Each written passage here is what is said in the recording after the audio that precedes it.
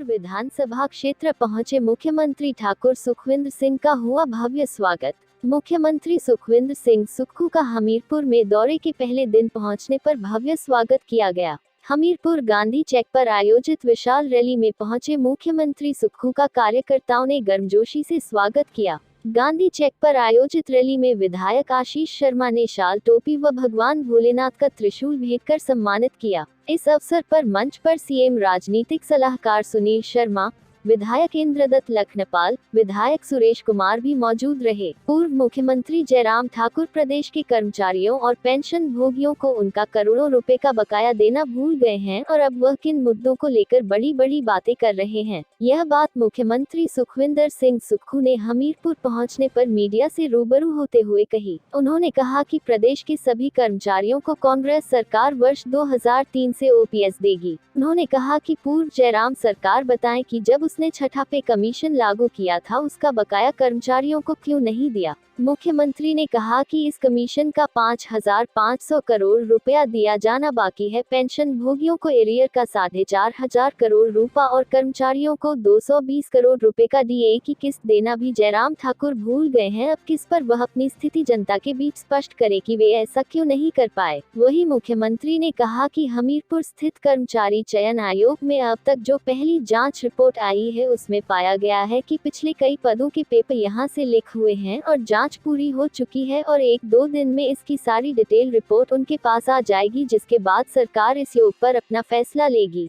प्रदेश में चल रहे सीमेंट विवाद पर मुख्यमंत्री ने कहा कि अदानी की फैक्ट्री के साथ सरकार का कोई विवाद नहीं है। विवाद सिर्फ ट्रक ऑपरेटरों के किराए को लेकर है। अगर फैक्ट्री अदानी की है तो ट्रक ऑपरेटर भी हिमाचल के अपने हैं और उनके हितों का ध्यान रखना सरकार का पहला कर्तव्य है। ऑपरेटरों की तरफ से रेट तय किए गए हैं और जल्द ही प्रदेश के उद्योग मंत्री अदानी ग्रुप के सीईओ के साथ इस मामले को लेकर बैठक करेंगे। सबकी सहमति के साथ अंतिम फैसला हो, इसे लेकर प्रयास किए जा रहे हैं। मुख्यमंत्री ने कहा कि हिमाचल प्रदेश को देश का पहला ग्रीन स्टेट बनाया जाएगा और इसके लिए सरकार जोरों से काम कर रही है। इलेक्ट्रिक बसों को बढ़ावा दिया जा रहा है ताकि एचआरटीसी को भी घाटे से उबरा जा सके। प्रदेश को 2025 तक ग्रीन स्टेट बनाने का जो टारगेट रखा गया है उसे समय पर पूरा किया जाएगा ताकि हिमाचल दूसरे राज्यों के लिए प्रेरणा बन सके। पिछले जब से 50 दिनों से ये सरकार बनी है आपका, और आप हैरान होंगे कि जब जितनी बार भी मैं शिमला गया हूं तो आप हैरान हो जाएंगे कि किस तरह से ये परेशानी और मेहनत नहीं है। कभी 1 बजे कार्यालय से आते हैं, कभी 2 बजे कार्यालय से आते हैं।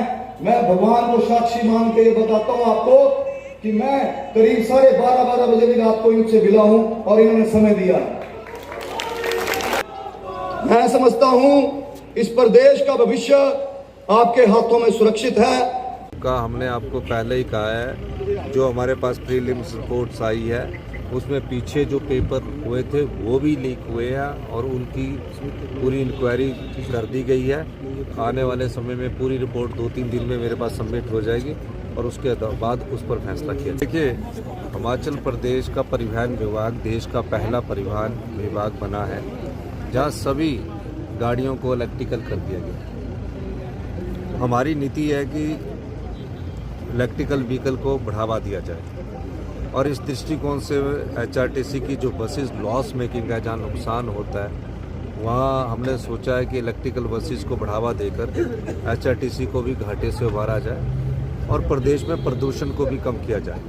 इस दृष्टिकोण से हम जल्दी ही हिमाचल प्रदेश को ग्रीन राज्य बनाने की ओर आगे बढ़ेंगे। मेरा मानना है कि 2025 तक का हमने टारगेट सेट किया है और इस टारगेट की ओर हम बजट में भी आपको देखने को मिलेगा। लेकिन ये निश्चित है कि हिमाचल प्रदेश को हम ग्रीन राज्य बनाएंगे और देश का पहला जब ग्रीन राज्य बनेगा, हिमाचल के लोगों की आर्थिक स्थिति भी मजबूत होगी, प्रदर्शन युक्त राज्य होगा और स्वास्थ्य लाभ भी अच्छा होगा मिलेगा। ये तो मुझे अभी पता नहीं है कि जेपीसी की बैठक हो रही है, क्योंकि मैं खुद सुबह से बाद लोगों को मिल रहा था और जहाँ तक हिमाचल में अदानी की बात है तो उनके यहाँ सीमेंट प्लांट है। सीमेंट प्लांट का इशू चल रहा है किराए को लेकर। उस संदर्भ में मेरी कल ट्रक ऑपरेटर से बात हुई है और उन्होंने हमारा कहा है कि हमारे अधिकारियों को मैंने कहा है कि आप अदानी जी से भी बात कीजिए ट्रक ऑपरेटर्स ने के पास एक रेट दिया है और उस रेट के आधार पर वो 1-2 दिन में बात करेंगे। हमारे जो सेक्रेटरी इंडस्ट्रीज़ है और उद्योग मंत्री है और उसके बाद सहमति बनाने की कोशिश करेंगे। अदानी के साथ यहाँ कोई बड़ा इशू नहीं है हमारा। अदानी के साथ हमारा इशू ये है कि जो हमारे ट्रक ऑपरेटर्स थे उनका किराए का इशू है। हमारा उनका कोई फैक्ट्री से संबंधित इशू नहीं है सरकार का।